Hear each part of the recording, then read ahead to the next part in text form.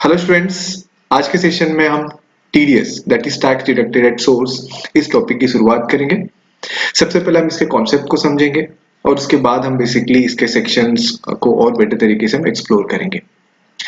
आप किसी भी बेसिकली आप कंपनी में काम करें तो आपको टीडीएस ये बेसिकली हैंडल करने के लिए डेफिनेटली मिलेगा, करेक्ट। या आप किसी भी इंटरव्यू में जाए तो वहां पे आपको डेफिनेटली पूछा जाएगा कि आपको टीडीएस जो है अप टू रिटर्न फाइलिंग तक सर्टिफिकेट जनरेट करना, उसका ऑनलाइन करेक्शन करना, रिवाइज रिटर्न फाइल करना, ये सब चीजें आपको टीडीएस में आती है क्या। तो ये सभी चीजें जो है हम टीडीएस में एक्सप्लोर करेंगे।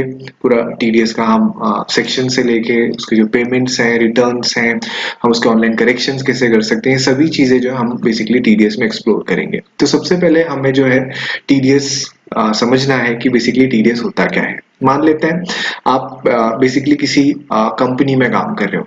आप किसी कंपनी में काम कर रहे हो तो कंपनी में काम कर रहे हैं तो डेफिनेटली कंपनी में पेमेंट्स तो होते ही होंगे, करेक्ट है।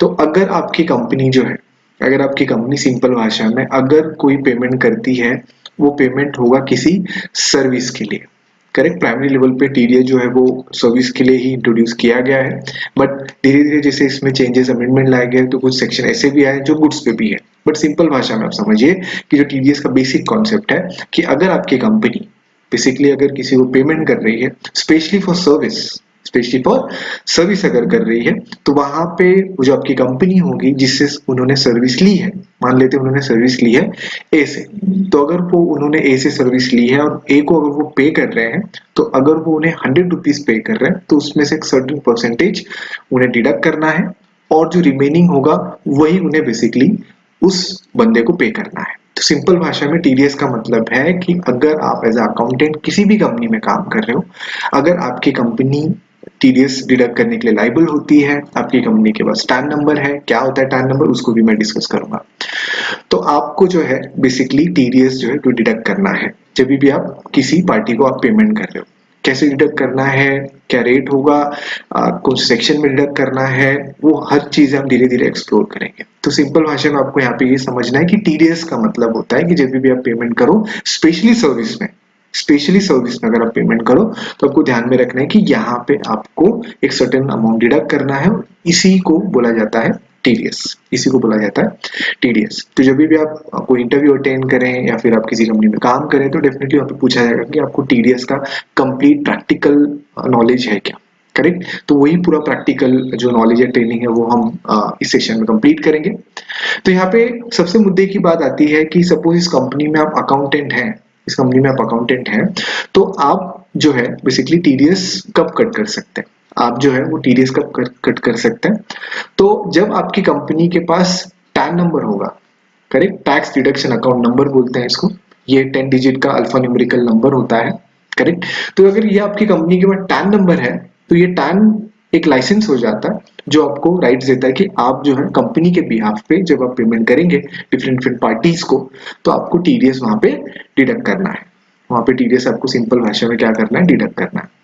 तो ये जो टीडीएस है ये बेसिकली 3 से 4 कैटेगरी में डिवाइड किया गया है। जैसे कि कंपनी में अलग अलग पेमेंट्स होते हैं, जैसे फॉर एग्जांपल कंपनी में जो है सैलरी पेमेंट हो रहा है, रेंट पेमेंट हो रहा है, कॉन्ट्रैक्ट के लिए हो रहा है, प्रोफेशनल सर्विस हो रहा है, ऐसे बहुत सारे अलग अलग पेमेंट हो रहे हैं। तो ब्रॉड लेवल पे टीडीएस को 2 पार्ट में डिवाइड किया गया है। एक है आपका TDS non salary, correct, TDS non salary आपका हो गया, और एक है टीडीएस सैलरी, एक हो गया आपका टीडीएस सैलरी, ठीक है। तो ब्रॉड लेवल पे आपको टीडीएस 2 पार्ट में समझना है, TDS salary and TDS non salary. और जैसे हम टीडीएस को और बेटर एक्सप्लोर करेंगे तो वहां पे आपको देखने के लिए मिलेगा कि टीडीएस जो नॉन सैलरी है वो भी अगेन फर्दर 2 पार्ट में डिवाइड हो जाता है। एक है टीडीएस नॉन सैलरी रेसिडेंट, क्योंकि अगर आप रेसिडेंट को कर रहे हैं और अगर नॉन रेसिडेंट को कर रहे हैं तो वहां पे भी बेसिकली जो सेक्शन है थोड़ा अलग हो जाता है, करेक्ट। तो यहाँ पे आपको जो है यहाँ पे हमने ब्रॉडली यहाँ पे हमने टीडीएस को समझा, लेकिन जब हम इसको और फ्यूचर लेक्चर्स में एक्सप्लोर करेंगे तो हम इन डेप्थ हर सेक्शन को जो बेसिकली एक्सप्लोर करते हुए आगे बढ़ेंगे। तो सिंपल भाषा में हमें टीडीएस में क्या समझ में आता है, टीडीएस में हमें समझ में आता है कि अगर एज अ कंपनी अगर हम जो है उस कंपनी के अकाउंटेंट है तो हम अगर किसी को पे करें तो एक सर्टेन अमाउंट जो है हमें बेसिकली क्या करना है, डिडक्ट कर लेना है। आई होप क्लियर है, इसके पॉइंट्स हम बेसिकली यहाँ पे समझ लेते हैं। तो यहाँ पे सबसे पहला पॉइंट है कि the concept of TDS was introduced with an aim to collect tax from every source of income. मतलब ये जो प्राइमरी इसको टीडीएस को इंट्रोड्यूस किया गया वो ये है कि जितने भी सोर्स ऑफ इनकम है सब पे टैक्स कलेक्ट किया जाए। A person making is liable to make payment shall deduct TDS. मतलब जो बंदा पेमेंट करता है, जैसे हमने डिस्कस किया कि अगर आपकी जो कंपनी है वो अगर बेसिकली किसी को पेमेंट करती है स्पेशली सर्विस के लिए, गुड्स के लिए नहीं, ऐसा नहीं है, मैं स्पेशली सर्विस बोल रहा हूँ। तो यहाँ पे आपको जो है बेसिकली टीडीएस का जो है यहाँ पे ध्यान रखना है। The tax shall be deducted at specified rate under different sections. जैसे हमने बताया कि जो आपकी कंपनी होती है वो कंपनी एक ही तरह के पेमेंट नहीं करती है, आपकी कंपनी डिफरेंट डिफरेंट पेमेंट्स करती है। तो डिफरेंट डिफरेंट पेमेंट्स के लिए अलग अलग सेक्शंस बनाए गए हैं, अलग अलग रेट्स बनाए गए हैं, अलग अलग थ्रेशोल्ड लिमिट बनाई गई है। हर सेक्शंस को हम बारी बारी से यहाँ पे एक्सप्लोर करेंगे। करेक्ट है।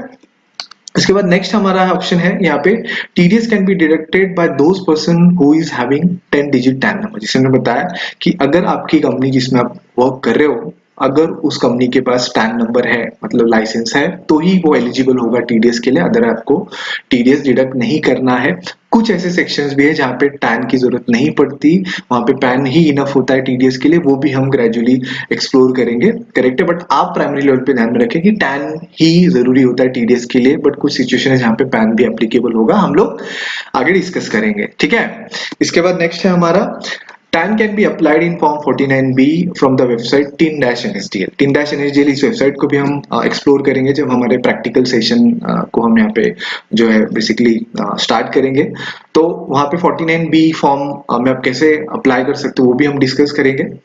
इसके बाद नेक्स्ट है, the person who is deducting TDS is called as deductor and payment receiver is called as deducting. मतलब टीडीएस में आपको दो लोग मिलेंगे, एक वो जो टीडीएस कट करता है उसको बोला जाता है डिडक्टर, उसको क्या बोला जाता है, डिडक्टर बोला जाता है। और एक वो होता है जिसका टीडीएस कट होता है जिसको टेक्निकल टर्म में डिडक्टी बोला जाता है। तो टेक्निकल टर्म अगर आप ध्यान रखेंगे तो आपको हेल्प हो जाएगा आगे टीडीएस बेटर तरीके से हैंडल करने के लिए। तो आपको सिंपल भाषा में समझना है कि टीडीएस में आपको दो पार्टियां मिलेंगे, एक डिडक्टर और एक डिडक्टी। डिडक्टर का काम होगा टीडीएस डिडक्ट करना, डिडक्टी का जो काम होगा वो बेसिकली टीडीएस जो डिडक्ट किया होगा वो उससे सर्टिफिकेट वगैरह लेना क्या होता है हम डिस्कस करेंगे। इसके बाद नेक्स्ट है, every person is liable to deduct TDS is required to obtain TAN. मतलब यहाँ पे सिंपल भाषा में अगर आप पहली बार टीडीएस सीख रहे हो तो आपके मन में क्वेश्चन आएगा कि कौन बंदा जो है वो टैन अप्लाई कर सकता है, कौन बंदा जो है वो टैन अप्लाई कर सकता है। तो सिंपल भाषा में आपको ध्यान में रखना है कि जितने भी पर्सन इनकम टैक्स के जो सेक्शन है वो डिफाइन किए गए हैं टीडीएस के अंडर, वो अगर पेमेंट कर रहे हैं, करेक्ट है, जैसे कॉन्ट्रैक्ट हो गया, प्रोफेशनल हो गया, की सैलरी हो गई, रेंट हो गया, कमीशन हो गए, और भी अदर जो पेमेंट्स वगैरह हैं, तो अगर वो पेमेंट हो रहा है तो वहां पे उसे टीडीएस कट करना, और अगर टीडीएस कट करने के लिए लायबल है तो उसे टैन लेना पड़ेगा। मतलब सिंपल भाषा में जो है जितने भी कंपनीज हैं या फिर पार्टनरशिप फर्म है उन्हें टैन लेना कंपलसरी है। लेकिन अगर हम इंडिविजुअल या एचयूएफ की बात करें तो उनको तभी एप्लीकेबल है जब वो टैक्स ऑडिट के लिए जो है वो बेसिकली क्या हो जाते हैं, लायबल हो जाते हैं। करेक्ट। अगर वो टैक्स ऑडिट के लिए लायबल हो जाते हैं तो ही उन्हें टैन लेना जरूरी है, अगर वो टैक्स ऑडिट के लिए लायबल नहीं है तो टैन नहीं लेंगे। ये खाली मैं किसकी बात कर रहा हूँ, in the case of individual and HUF. Correct. लेकिन अदर केसेस में अगर आप जो है बेसिकली पेमेंट कर रहे हो, जैसे पार्टनरशिप हो गया, कंपनी वगैरह हो गया, तो वहां पे आपको टैन लेना जरूरी हो जाएगा, बहुत इंपॉर्टेंट। इसके बाद in case of not obtain tan penalty is 10,000 applicable in section 272 बीबी। मतलब अगर आपकी कंपनी लाइबल है, ऑर्गेनाइजेशन का लाइबल है टैन के लिए, और अगर आप नहीं लेते तो आपको 10,000 तक की पेनल्टी जो है वहां पे लगाई जा सकती है। बहुत ज्यादा इंपॉर्टेंट। करेक्ट। जैसे हमने डिस्कस किया कि जो टीडीएस है वो उसको बेसिकली हमें 3 से 4 कैटेगरी में बांटा गया है। करेक्ट है। चौथा कैटेगरी यहाँ पे हम डिस्कस कर लेते हैं। तो सबसे पहला है टीडीएस ऑन पेमेंट सैलरी, जो सेक्शन 192 आता है नॉर्मली। सेक्शन क्या होता है हम उसको डिस्कस करेंगे आगे।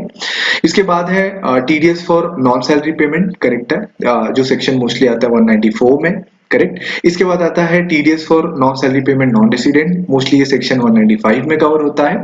इसके बाद आपका आता है टीसीएस, जिसको बोलते हैं टैक्स कलेक्टेड एट सोर्स, जिसे हम बाद में एक्सप्लोर करेंगे। तो यहाँ पे आपको ध्यान में रखना है कि आपको टीडीएस जो है वो 4 कैटेगरी में समझना है, TDS salary, TDS non salary resident, TDS non salary non resident, इसके बाद में टैक्स कलेक्टेड एट सोर्स।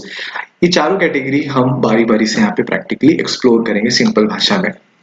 इसके बाद यहाँ पे अगर आपको कोई इंटरव्यू में पूछा कि आपको टीडीएस हैंडल करना आता है क्या, और आपने बोला हाँ कि मुझे टीडीएस हैंडल करना आता है, तो उसमें आपको ब्रॉडली लेवल पे कितने स्टेप फॉलो करने हैं, करेक्ट। तो उसमें आपको ब्रॉडली लेवल पे 4 स्टेप फॉलो करने होते हैं। मतलब अगर आपकी कंपनी है, करेक्ट, और आपकी कंपनी ने मिस्टर ए को पे किया है सपोज 100 रुपीज, तो उस 100 रुपीज का बेसिकली उन्हें सबसे पहले जो है डिडक्शन करना होता है। तो सबसे पहले डिडक्शन करना होता है इस 10 रुपीज का।